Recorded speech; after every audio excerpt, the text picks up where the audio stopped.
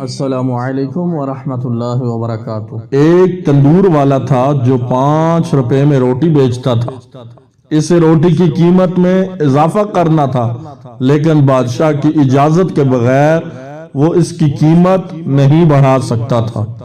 تو وہ بادشاہ کے پاس گیا اور کہنے لگا، بادشاہ سلامت، مجھے روٹی کے 10 روپے کرنے ہیں۔ بادشاہ نے کہا کہ 30 کر دو۔ تندور والے نے کہا، بادشاہ سلامت، اس سے تو بڑا شور مچ جائے گا۔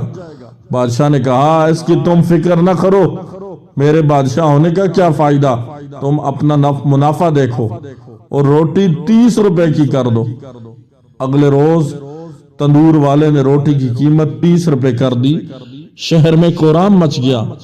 لوگ بادشاہ کے پاس شکایت لے کر پہنچے اور بتایا کہ تندور والا ظلم کر رہا ہے اور وہ اس روٹی کو 30 روپے میں بیچنا شروع ہو گیا ہے، جس کو وہ کل تک 10 روپے میں بیچتا تھا۔ بادشاہ نے اپنے سپاہیوں سے کہا کہ میرے دربار میں تندور والے کو پیش کیا جائے۔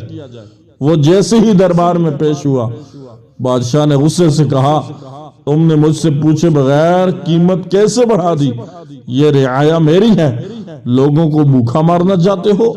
بادشاہ نے تندور والے کو حکم دیا کہ تم کل سے آدھی قیمت پر روٹی بیچو گے، ورنہ تمہارا سر قلم کر دیا جائے گا۔ بادشاہ کا حکم سن کر عوام نے اونچی آواز میں نعرے لگانے شروع کر دیے کہ بادشاہ سلامت زندہ باد، بادشاہ سلامت زندہ باد، زندہ باد۔ اگلے دن سے 10 روپے والی روٹی 30 کے بجائے 15 روپے میں بکنے لگی۔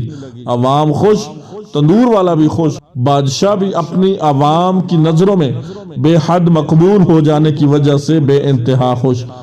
اب آپ موجودہ وزیر اعظم پاکستان کے 40 مہینوں کی کارگزاری پر ایک نظر ڈالیں اور روٹی کی جگہ روزمرہ استعمال کی تمام اشیاء ضروریہ کو رکھ کر جائزہ لیجئے، جن میں کوکنگ آئل، بناسپتی گھی، اصلی دیسی گھی، آٹے، چاول، چینی، پٹرول، ڈیزل، مٹی کے تیل، ادویات، ذرائع آمدن و رفت کے کرایہ جات، کھادوں وغیرہ سمیت تمام چیزوں کے سابقہ و موجودہ نرخوں کا موازنہ کریں تو یقیناً آپ کو وہی بات نئے پاکستان میں موجودہ وزیر اعظم میں نظر آئے گی۔